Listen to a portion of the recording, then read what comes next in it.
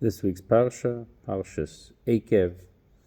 I wanted to explore a little bit a couple of verbs, zachor and shachach. They are juxtaposed to each other numerous times in the Parsha, and they are also referenced finally in the Haftarah. And I wanted to point out the regression and not the progression of the use of these verbs in the Parsha. So here's my theory. Let's work it through the Parsha here. The Parsha starts off very thoughtful, very hopeful. Hey, you've listened to me. You went through the land. You left the land of Egypt. You got through all of this stuff, and you saved yourself from being trapped with the scourge of the Egyptians, and you are going to be more blessed than all the other people.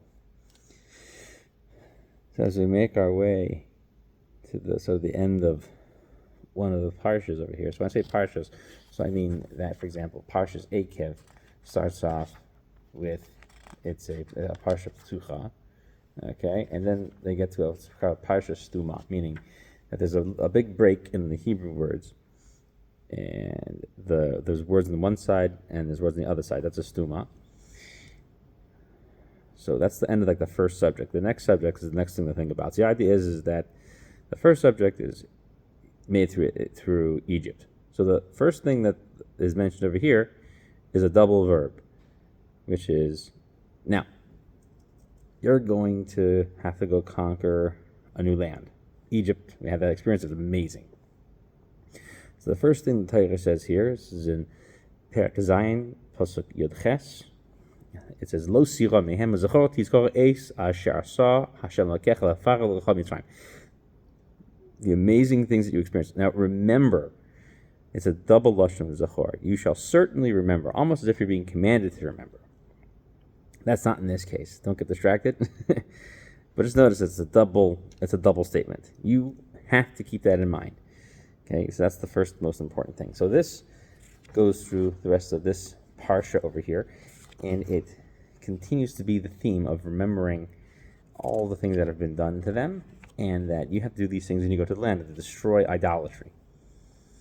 Okay, and this continues into chapter 8. Now again, chapter 7, okay, chapters have really nothing to do with the way the Torah is broken up, but the Masorah tells us that this is a whole parsha over here, remembering this whole thing that I just stated to you, that you will be successful in these new lands. I will hand over this new land to you.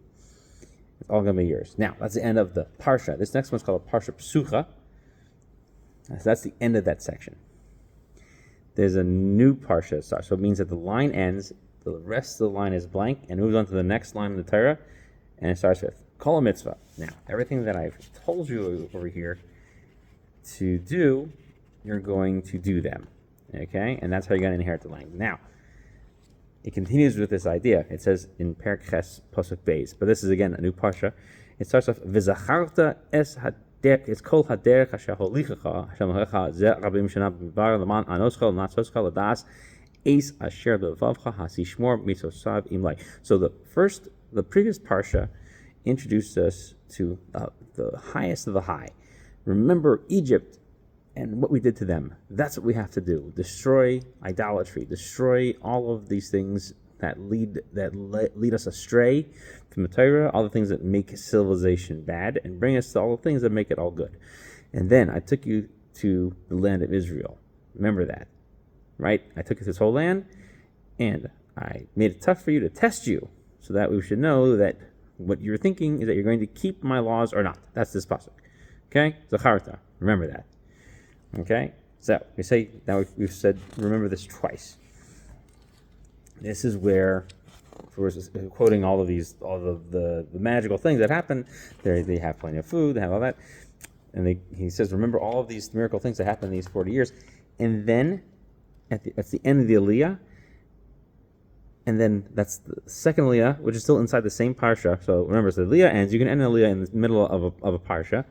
But inside the same Parsha, beginning of the second Aliyah, is Yishomer lecha pen tishkach I just told you a bunch of stuff. Now be careful. You should be careful about forgetting. You should forget Hashem, which equals not keeping His laws. I have given you this day. And the opposite is going to happen. What are you going to do? Instead of appreciating everything He does for you, appreciating all the food, appreciating everything He's given to you, what are you going to do? You're going to forget. And what are you going to do? You're going to say, I did all these things. Right? Parshas, you're going to raise up your heart. You're going to lift it up. And you're going to forget. And you're going to forget all the things that were done. That we're going to do. We're going to undo everything else. So then what does it say immediately after that? He's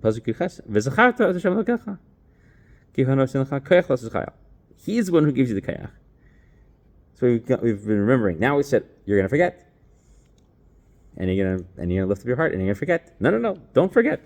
Don't forget. He gives you the strength. He does that. And then this parsha ends, and it ends with a blank space all the way to the end.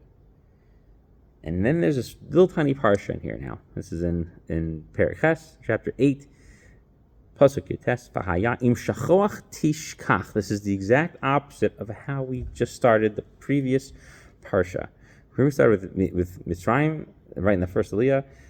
Zachor tizkor, now shachoach tishkach Hashem kach v'halach la'acharei elohim acherim v'vadatam v'hishachavis lahem haydosu hayom ki avod tevidun. That the big memory is to remember all the nisim niflos and destroy idolatry, and forgetting equals worshiping idols. Well, you're forgetting Hashem, which leads you literally walking through halach la'acharei, walk after other gods, and you serve them and you bow down to them. I am testifying before you this day, you shall be destroyed. How? The Zachor part, you're supposed to remember, all the destroying, like Egypt. That's what happens to you when you don't remember. Why? Eikev lo tishma'un b'kol Hashem l'keichem. That's the opposite. So the Eikev at the very beginning, the Eikev tishma'un al mitzvosai, at the very beginning. But what happens when you do the forgetting? The process of reward and punishment is being tied directly by Moshe Rabbeinu to a process of remembering and forgetting. Remembering is the equivalent of doing, and forgetting is the equivalent of violating. That is the message being said. And it says further over here, the last time it's mentioned in the Parsha, towards the end. And so when it talks about, so at the end of this, the culmination of this statement, meaning the number of statements that Rosh Rabbeinu makes, you get the Perek Tes, Pasuk Zayin, Zechor, Al Tishkach. Remember and don't forget. What's the thing I have to remember and not forget? Eis asher hiksavta es Hashem lokech b'midbar lemin hayom asher yasasa me'eretz Hashem ad b'ochem ad makom hazeh mami hayisem im Hashem. The tzushtel, the comparison between the remembering that there's mitzvahs to do, that there was a tremendous accomplishment in annihilating idolatry in the land of Egypt, and we saw these wonderful things that brought us to this place. And forgetting leads to violating the Torah, committing sins, and chas v'shalom, going off to do idolatry. The thing that you need to remember and not forget is your inability to listen and how you tested Hashem. This is an important theme in the Parsha. And then the Parsha will then wrap up. It talks about not going ahead and not following the whole thing, right? And it's because of not listening. And then he goes into the story of the golden calf, and Moshe has to save them with it. This idea of Zachor al Tishkach. Okay, and he goes into that, and then it ends. The Parsha then ends with different places you tested Hashem, with being Mamrim. And then the Parsha goes on with more of, then goes into the story of the golden calf and how he got another chance. But the important thing is that in those few parshios, we were getting a glimpse of how great things are, and the memory of how great things are, and forgetting that to see how terrible things can be. And that's in the theme of the Haftarah. So there's in here the parsha of Yiras Hashem and the mitzvah of it, and I love Him and to serve Him, and doing all those things. But I want to take that theme of Zechira and Shechacha and go with that, because that we move away from that theme for the rest of the parsha. I want to go with that because I think it's so interesting to compare that to what it says in the Haftarah over here. So the Haftarah over here is from Yeshayahu. It's one of the Shivah Nachamusa. It's one of the 7 parshios of Haftarahs that are coming to comfort us after the experience of Tisha B'Av. So it's from Perek Mem Tes. Now what's interesting is that it's Perek Mem Tes Yodalad. It's in the middle of a storyline that talks about a return of the Jews to their land. It sounds almost like the return to Babel, which is what it seems to be echoing. But it starts off with the even though they should be exalted before this, the first 13 psukim of this parak talk about, hey, we're coming back to the places that have been destroyed, coming back to things that have been ruined, and we're building them up. But we open off not where that all starts. We open off with a very important and central theme. V'tomer Tzion azavani Hashem v'adoshem shechechani. Tzion has said, I have been forsaken by God, and God has forgotten me. What is that feeling? What is that feeling to come from the parsha directly to this, especially when we're opening it up? And this is coming to comfort us. Right? I feel comforted. Hashem has forgotten us. That's not the theme of how it goes. It's not where it goes to. It does talk about the struggle back and forth. But if we look at how our parsha opens, it opens with, you really need to remember, and it's really bad if you forget. Remember and don't forget. Specifically, one of the things that I have to remember and don't forget is the inability to listen. So then the parsha goes on and says, the Haftarah, I should say, not the parsha. The Haftarah goes on and says, Ha sishkach isha ula. Right? Does the woman forget her own children? Merechem ben vitna, from her womb, the child of her belly. Gam ela tishkachna. Should I forget these things? Vaynoichi lo eshkachich. That these things I will not forget. Right? If I forget anything else, I will not forget you. What does that mean? So as it goes through over here, where you see the world that's been destroyed, and talks about building it up, and that the world that's built up, well, again, ends with the following vision. He says, Ki nicham Hashem Zion, right? Hashem will comfort Zion. Nicham kol charvoseha, comfort her from all of the destroyed places. V'yasim mibar Eden, right? The destroyed desert will be like a watered garden, like Eden. V'arvosa gegan Hashem, right? That all of the ruined places will sprout like a fine garden of God. Sason v'simcha yimatzeh ba, nothing but joy and happiness we found within it. Toda v'kol zimra, thankfulness and the song of praise.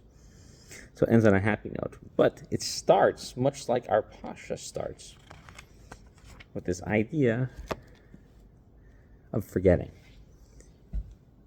The importance of remembering is to understand how we got to this place and how successful it was that we got here. And the successes need to be studied, the successes need to be memorialized, and the successes need to be remembered. When things get bad, it's not because so much that we did the wrong things, as much as we forgot the good things, as much as we forgot about them. And that's why so often we are told to constantly read the Torah. Imagine for a second that there was a time period in the Jewish world, which was the time period of of Melech Menashe, right? The son of Chizkiyahu Melech.